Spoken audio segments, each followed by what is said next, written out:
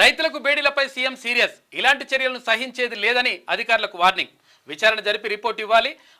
రైతులకు మెరుగైన వైద్యం అందించాలి.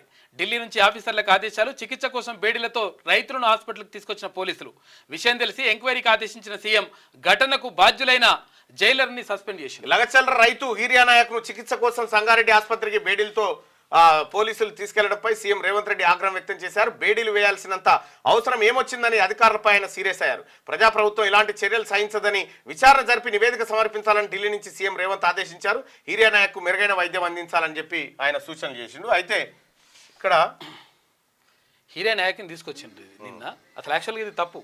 అసలు నాకు కూడా బేడీలు అయితే చూసినాడా అయితే ఏం రాబోయే నకరాలు చెప్తున్నాం అంటే వాళ్ళకి విషయం ఏంటంటే ఇక్కడ సస్పెండ్ చేసింది జైలర్ని.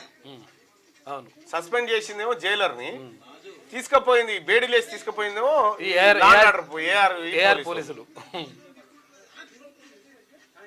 అయితే సూపరింటెండెంట్ గారిని నడితే నన్ను నా విషయంలో కూడా అట్టయితాను. అయితే ఇక్కడ ఇప్పుడు ఇది ఉంది కదా.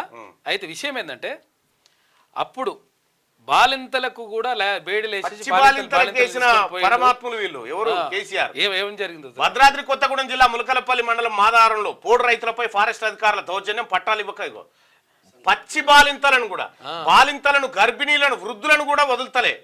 హరితారం పేరిట భూముల స్వాధీనానికి ప్రభుత్వం ప్రయత్నాలు. మొక్కలు నాటేందుకు వస్తున్న ఫారెస్ట్ ఆఫీసర్లు తమకు బతుకుదెరువు ఎట్లా అని కాళ్ళ వేళ పడుతున్న అడవి చిన్న పిల్లలు ఉంటే కాళ్ళ వేళ పడితే కూడా వీళ్ళని జైలు తీసుకోవాలి.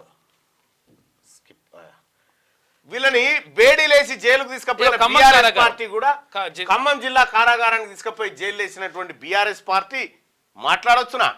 ఇప్పటిదాకా అర్హత ఉందా? ఇందాక ఇదే వెతికిన. అట్లా రైతులకు మహిళా రైతులకు కూడా ఆదివాసీ బాలింతలు. ఇప్పుడు ఆదివాసీ బిడ్డలు వీళ్ళు అల్లే, వీళ్ళు ఆదివాసీ బిడ్డలు, వీళ్ళు రైతులు, తర్వాత చిన్న పిల్లలు ఉన్నారు. వీళ్ళని జైలు తీసుకుపోయినరు. ఇది ఖమ్మం కారాగారం.